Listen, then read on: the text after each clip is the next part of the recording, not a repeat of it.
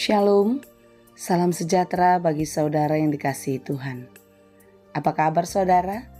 Semoga baik ya.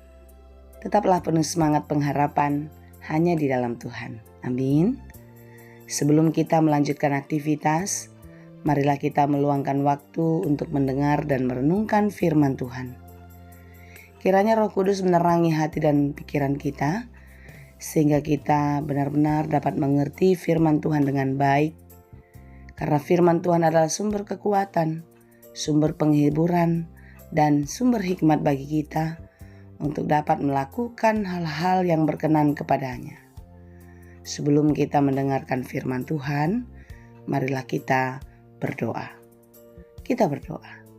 Ya Allah Bapa yang Maha Baik, kami bersyukur untuk hari yang baru Tuhan berikan bagi kami.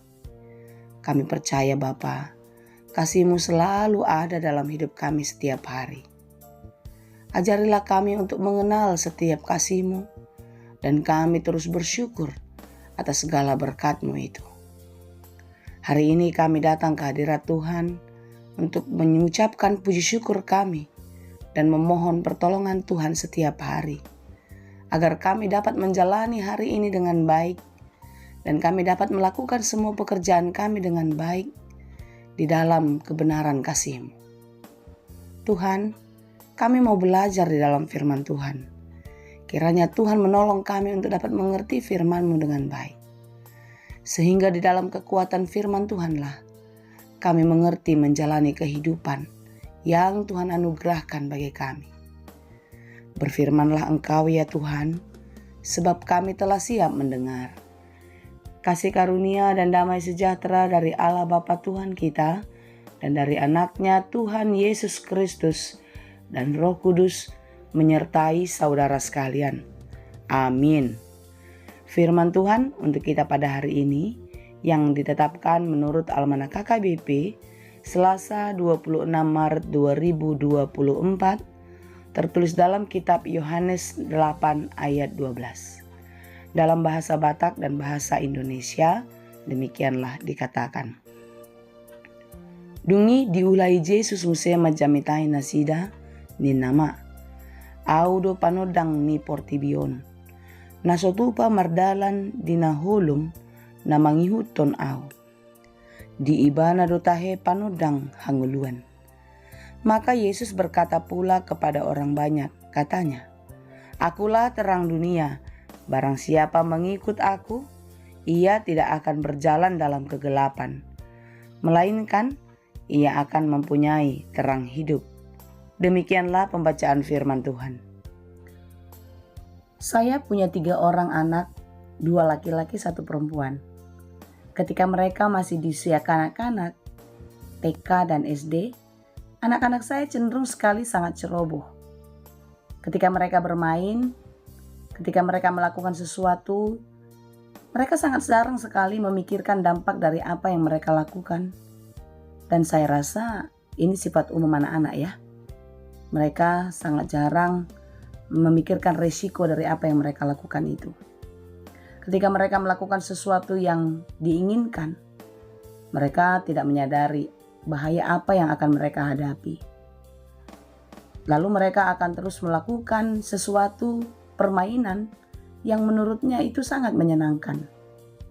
Misalnya anak-anak itu naik ke atas kursi, bahkan mungkin manjat-manjat jendela. Ini adalah sesuatu pengalaman petualangan yang menyenangkan bagi mereka tentunya. Tapi mereka tidak menyadari kalau apa yang mereka lakukan itu sangat berbahaya dan mengancam keselamatannya. Mereka tidak memikirkan risiko. Jika mereka jatuh, bagaimana dan sakit apa yang dia alami. Mereka tidak bisa mempertimbangkan risikonya itu. Tapi kita sebagai orang tua tentu tahu, jika anak-anak kita biarkan melakukan hal-hal yang berbahaya, maka itu akan cenderung membuat mereka berada dalam sesuatu yang sangat berbahaya. Dan jika mereka celaka, mereka akan sakit, dan tentu kita akan sangat sedih dan bahkan sangat repot ketika anak-anak kita dalam keadaan sakit, bukan? Pada waktu mati lampu, saya ingat sekali saya akan langsung spontan mengatakan jangan ada yang bergerak. Karena saya tahu ketika anak-anak saya bergerak, apa yang akan terjadi? Mereka akan bisa mengalami sesuatu yang sangat berbahaya. Menabrak kursi, meja, lemari, bahkan terjatuh di lantai. Oleh sebab itu saya akan spontan mengingatkan anak-anak untuk tidak bergerak ketika tiba-tiba mati lampu, sampai saya mencari senter atau penerang lain, dan setelah senter menyala, anak-anak bisa melihat semuanya dengan jelas dan nyata. Tentu saya melakukan ini supaya anak-anak saya tidak celaka, supaya anak-anak saya tidak menghadapi bahaya. Saudaraku yang dikasihi Tuhan, sebagaimana kita orang tua sangat mengasihi anak-anak, tentu kasih Tuhan jauh lebih besar daripada itu kepada kita. Tuhan tidak mau kita berjalan dalam kegelapan. Tuhan tidak mau kita tersesat. Tuhan tidak mau kita celaka. Karena memang terkadang kita seperti anak-anak. Kita berpetualang di dalam berbagai-bagai perbuatan di tengah-tengah dunia. Walaupun kita tahu kadang perbuatan itu akan mengakibatkan risiko, akan mengakibatkan bahaya di dalam kehidupan kita. Tetapi karena kita sangat menikmati, kita sering sekali melakukan segala sesuatu hal-hal yang menyenangkan hati kita, bukan? Saudaraku yang dikasihi Tuhan, Yesus tahu bahaya apa yang akan kita alami jika kita terus berjalan menurut keinginan kita. Oleh sebab itulah Yesus memperkenalkan diri dan memberikan kesaksian nyata tentang dirinya, bahwasanya dialah terang hidup. Terang yang memberikan penglihatan yang jelas bagi kita, agar kita tidak tersesat, agar kita tidak jatuh, agar kita tidak terjerumus di dalam bahaya yang besar. Yesus mengatakan, barang siapa mengikut aku, ia tidak akan berjalan dalam kegelapan.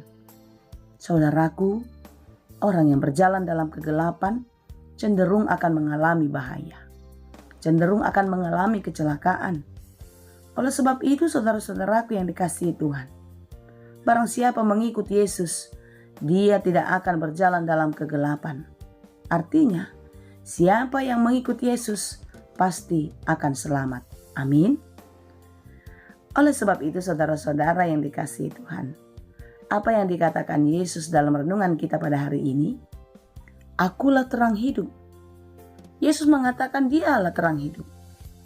Oleh sebab itu, saudara-saudara yang dikasihi Tuhan, marilah kita memilih, marilah kita hidup di dalam terangnya, agar kita selamat, agar kita tidak celaka.